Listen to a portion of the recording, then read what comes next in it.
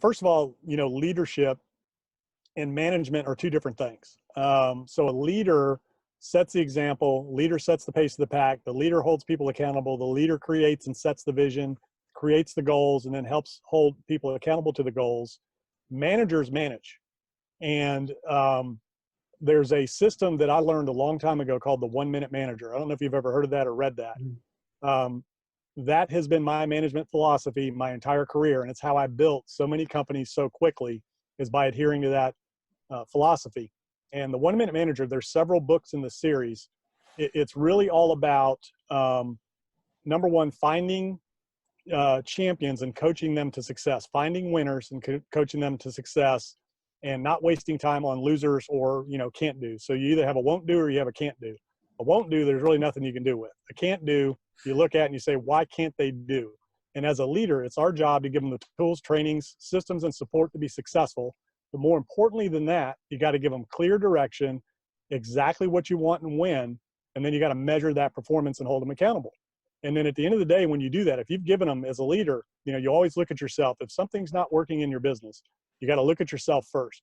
Okay, what did I not do? Did I not give them the tools, training, systems, and support to be successful? Did I give them clear direction? Did they know exactly what I expect? Most business owners will hire somebody, put them in a job and say, go. And they don't tell them, well, here's exactly what I expect. Here's exactly how your job works. And this is what I expect of you on a day-to-day. And more importantly, they don't measure and manage, measure that performance. So when you have somebody that is, not doing or living up to the expectations that you've set, you got to ask yourself, why is that? Then you got to start evaluating. And if you've given them everything they need to be successful, which is our job as leaders, we are servants. I flipped that pyramid upside down. The CEO is at the bottom of the pyramid. Everybody else in the organization is at the top. It's our job to give them everything they need to be successful and tee them up for success. So at the end of the day, if something's not working, you got to go back, what did I do or what did I not do? And then that's where you get into the can't do or the won't do. So you'll get two kinds of people. It's either somebody that just, no matter what you do, they just won't do it. So you got to get rid of that person. You got to get rid of them quick. If you've got a can't do, then you find out what it is. You goal set, you redirect, you measure, goal set, redirect, measure, those types of things. And then you've got to put the right person in the right job. So if you follow that system, it's pretty foolproof. And the problem that a lot of people get into is they don't want to get rid of the wrong people quick enough, and they don't want to help the right people quick enough.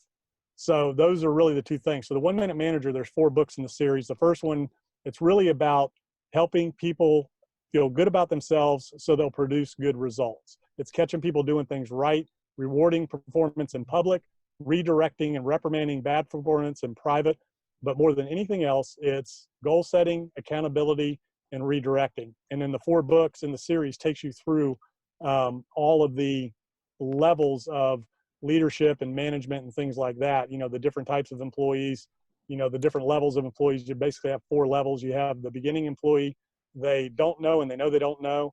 You have the level 2 employee, who's the most dangerous, is they don't know but they think they do. You have level 3, which is more common than not, and it's kind of everybody who ever came to me. They know but they don't know how to use it. And then you have the 4th level, they know and they know they know. So that's what that system is all about. It's all about taking people through that process. It's about setting goals, measuring performance, and holding them accountable. A lot of people say, well, what do you mean hold accountable? What do you do? Well, you say, okay, if I want you to close, 25 sellers this week out of 100, leads, then at the end of the week, you got to sit down and you got to look at what the goal was. You got to look at how many they did. And then you got to find out if they exceeded the goal, you reward that performance, and then you set a new goal. If they didn't, then you got to find out why. And if they, why they didn't achieve that. And then you have to redirect that behavior, and you have to model that behavior in terms of what it's going to take to get to that goal and help them reach their goals. So, and then ultimately, if you have somebody that just can't achieve what you've set for them to do, if they can't reach their goals and you've given them everything they need to do it, then you got to really evaluate, is this right? Is this the right fit for you? Are we the right fit for you? And that all goes back to hiring, training, managing, leading, and delegating. So first thing I tell anybody right out of the gate when I hire them in the interview process is, this is a probationary period for both of us. We're going to find out whether we're a good fit for you, whether you're a good fit for us. We're going to know really quickly You know, we expect people, we hire professionals and we expect them to do their job. You're going to know exactly what's expected and when, and we're going to measure that performance. And if it's working out, great. But if it's not, we're going to cut ties really quick, and we're going to end this as friends, because the longer a bad situation goes on, the worse it always ends. And, you know, the harder it is to get rid of somebody. So we'll have those conversations up front. You can do disc testing and, you know, things like that. But really, until you put somebody in the position, you really never know.